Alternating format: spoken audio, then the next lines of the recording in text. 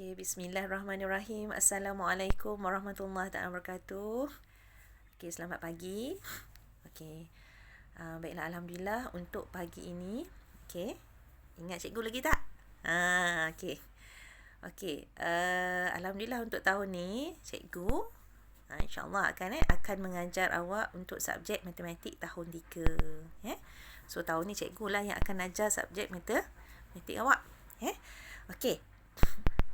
Jadi untuk anak-anak murid cikgu yang seramai 9 orang sahaja ni, cikgu harap walaupun kita berada dalam sesi pembelajaran secara PDPR, cikgu harap anak-anak tetap terus boleh belajar, walaupun berada di rumah. Okey, baiklah, cikgu tak nak membuang masa. Okey. Antara keperluan yang perlu anak-anak ada dalam kita menjalani proses pembelajaran secara PDPR ini, adalah yang pertama sekali, anak-anak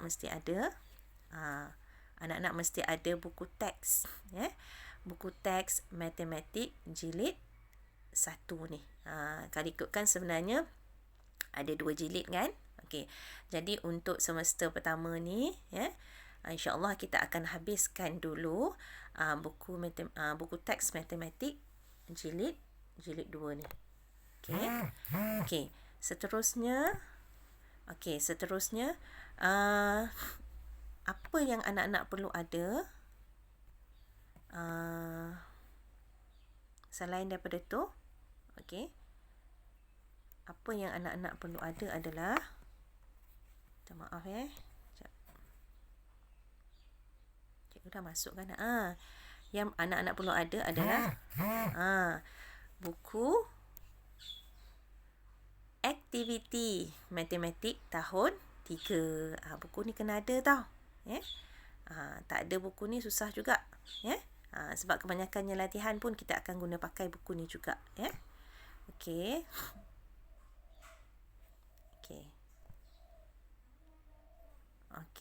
Macam-macam pulak keluarnya ni.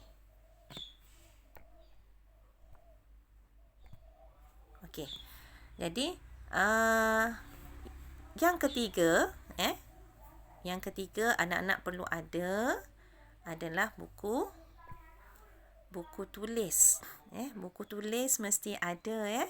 Okey. Untuk buku tulis ni anak-anak mesti ada 2 buku tulis.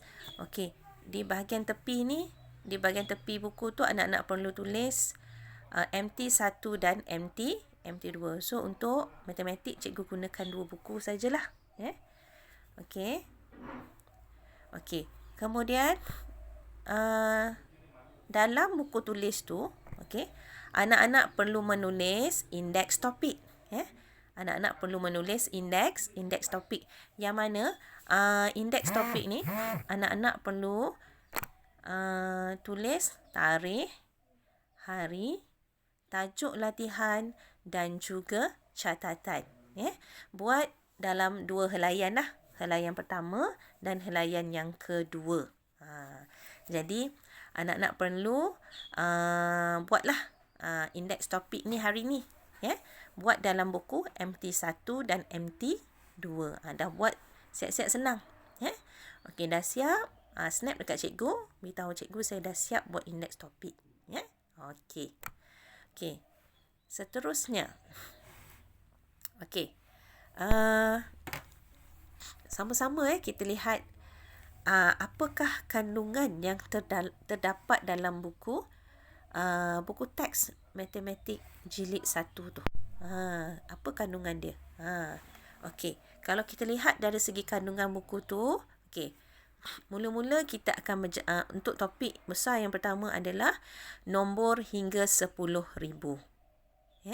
Kat situ awak akan belajar kenal dan tulis nombor, cabar minda, troka nombor, bandingkan nombor, kemudian susun dan bilang nombor, anggaran lebih atau kurang, bundar nombor, pola nombor dan juga relax minda. Kemudian topik yang kedua adalah tambah, tolak, darab dan bahagi. Dan topik yang ketiga adalah pecahan, perpuluhan dan peratus. Okey.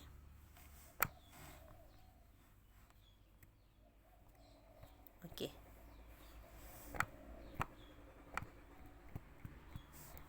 Mana pula ni cikgu dah tutup ni.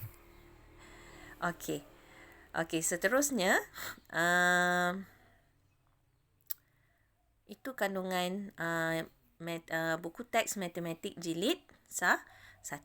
Okey. So, mari kita lihat pada muka surat yang pertama buku teks awak. Di muka surat yang pertama buku teks awak. Okey, kalau kita lihat kat situ. Okey, di situ ada nombor hingga 10,000. Cuba kita tengok pelajar-pelajar tu dia pergi mana. Okey, pelajar-pelajar tu dia telah pergi ke kilang coklat. Allah, sedapnya coklat. Okey. Okey, cikgu penggemar coklat Cikgu memang suka coklat. Okey. Jadi, kilang ini dibina sejak 2006. Okey, kat mana dia dapat?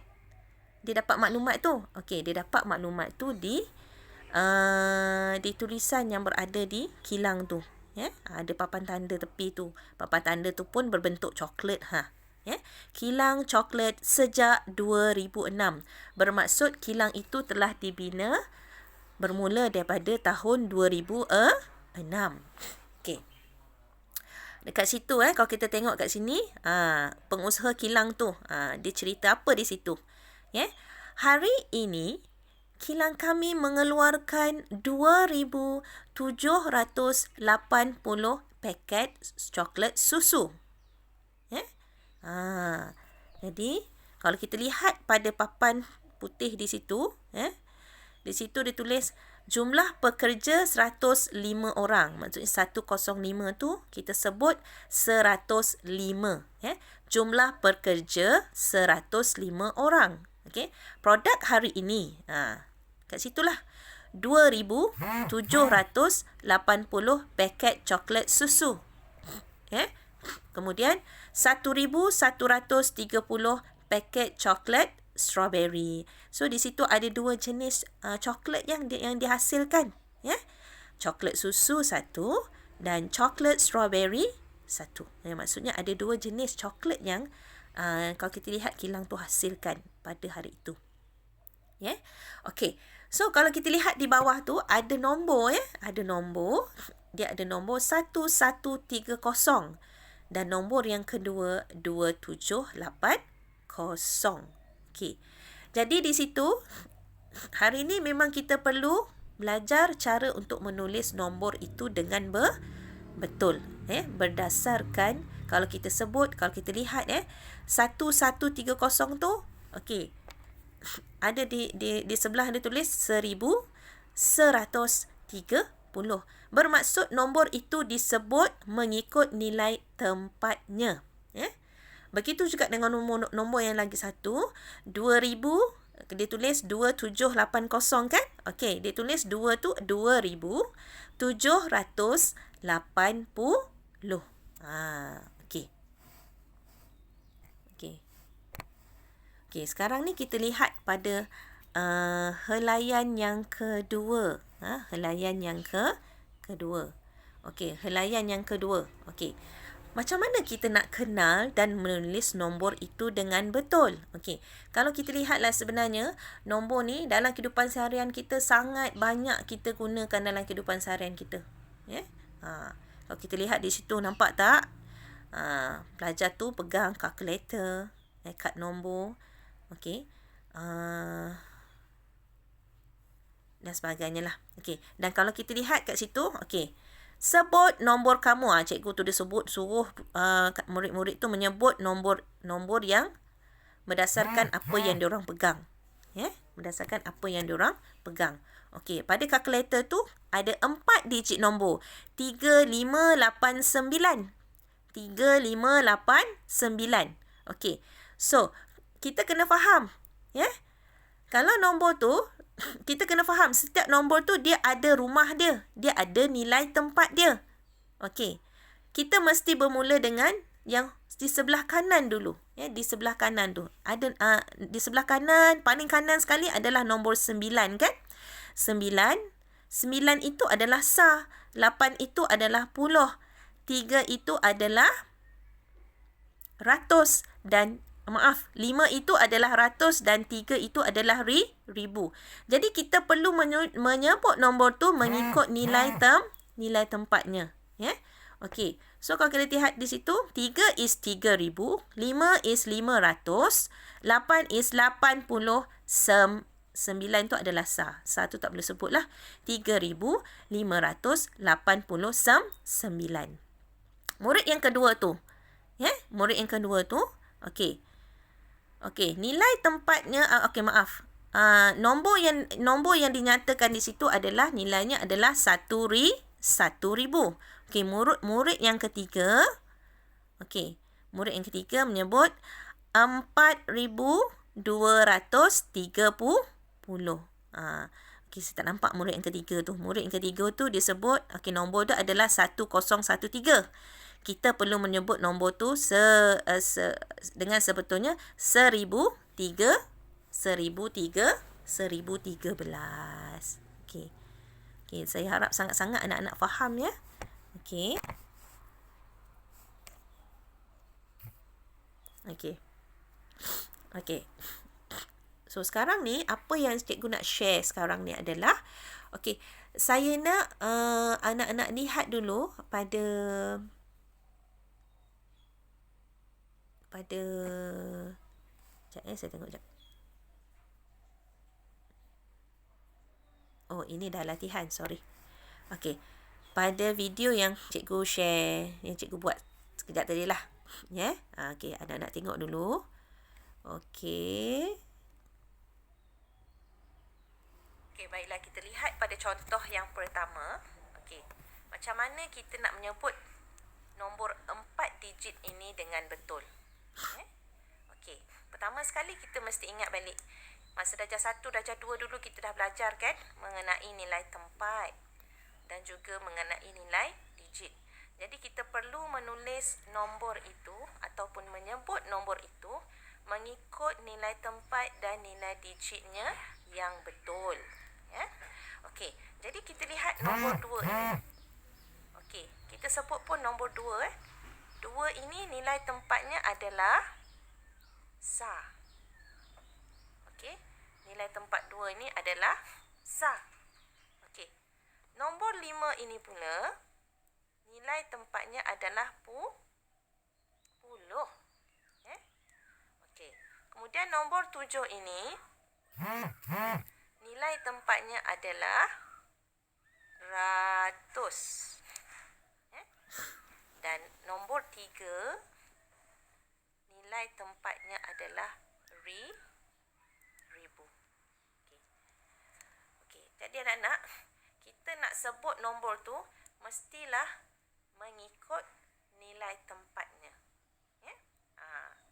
Jadi kita lihat di sini cara nak sebut nombor tu. Kita bermula dengan nilai tempat ribu ni. 3,752. Jadi nak tulis, kita tulis dalam perkataan 3,752.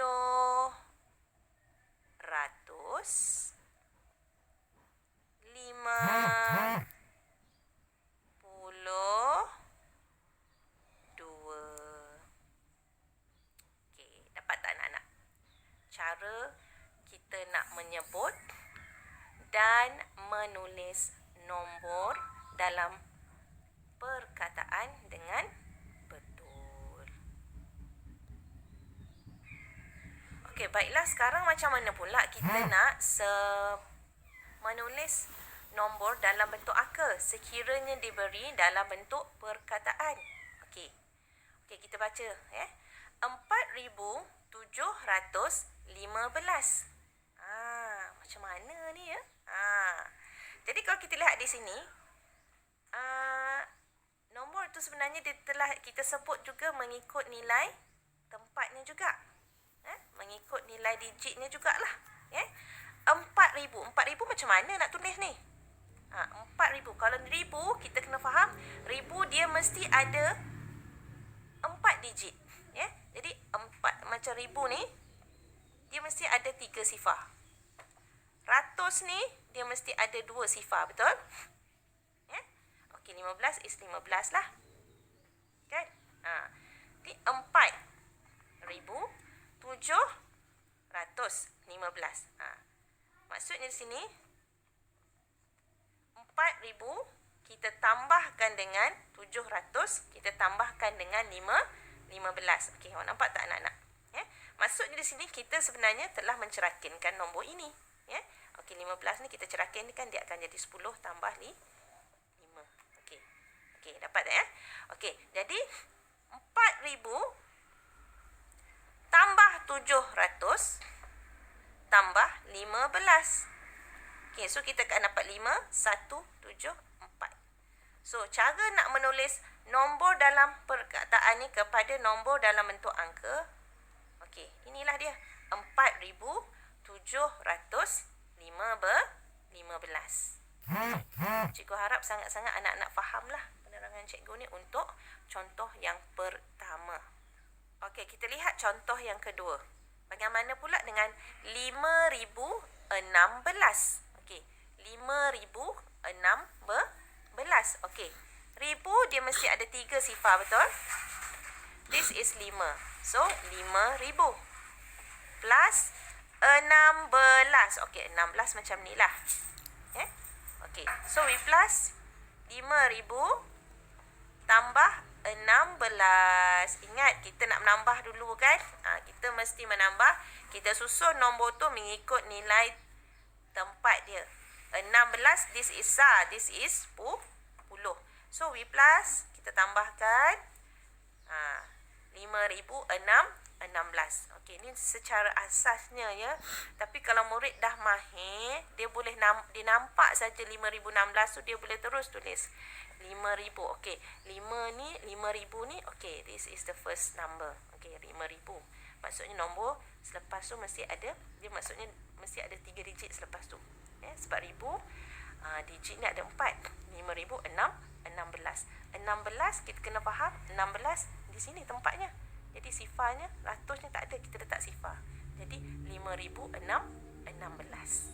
Okey, jelas tak anak-anak? Okey, bagaimana pula dengan nombor ni? Nak tulis nombor tu dalam perkataan macam mana? Okey. So, kita lihat balik. Nombor mesti disebut mengikut nilai tempat dan nilai digitnya. Ni 1,000, ini ratus, ini puluh, ini SAR. Jadi kita sebut 7,000. Okey, ratus tak ada nilainya kan, sifar kan? Jadi kita tak boleh 7,000 sifar 62, tak boleh. 7,062. Tak perlu nak sebut sifar ni. 7,062. Ya, 7,062.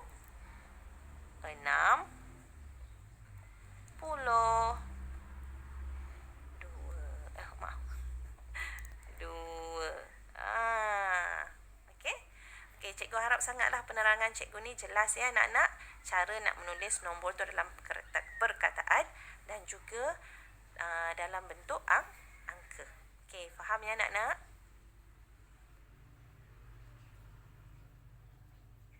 Okey. Okey, kejap macam-macam pula yang keluar kan? Okey, saya harap sangat untuk penerangan melalui video tu anak-anak fahamlah ya. Okey, jadi untuk latihan hari ini, okey, kita lihat balik sekejap kita lihat balik pada helaian yang buku teks. Buku teks ni. Cuba ini baca ayat, tulis nombor dalam perkataan. Kalau kita tengok, ada lebih kurang 3,000 ekor burung di Taman Burung Kuala Lumpur. Terdapat sekitar 1,200 jenis rama-rama di Malaysia. Di Sabah ada lebih kurang 2,040 ekor gajah. Jadi, penulisan nombor ni sangat penting. Kalau kita tersalah tulis nombor, bahaya. Sangat bahaya. Contohnya lah. kita nak menyatakan sesuatu nombor tu dalam kita nak menyebut nak menulis nombor tu, sebenarnya kita nak menulis 3,000 tetapi kita tertulis 300. Contohnya kita nak tulis ke orang tu harga bagi apa-apa ni adalah RM3,000, tetapi kita tertulislah harga bagi, contohnya harga bagi laptop itu adalah RM3,000, tetapi kita tertulis ke orang tu harga bagi laptop itu adalah RM300. Jadi orang tu kata, murahnya laptop ni RM300 je. Tak pasal-pasal kita rugi. Jadi penting sebenarnya dalam kita nak mengenali nombor ni, menulis nombor dengan betul.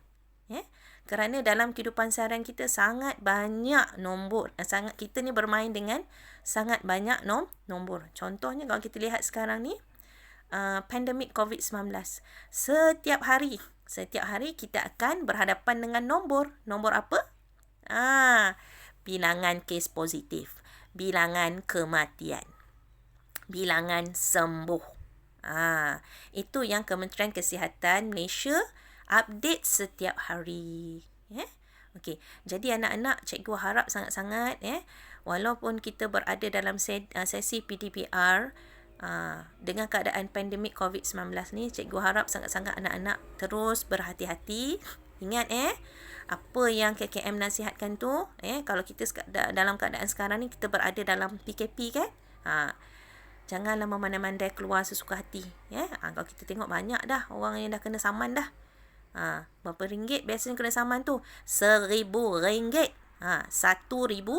Nampak kita main dengan nombor lagi. Yang kena saman RM1,000.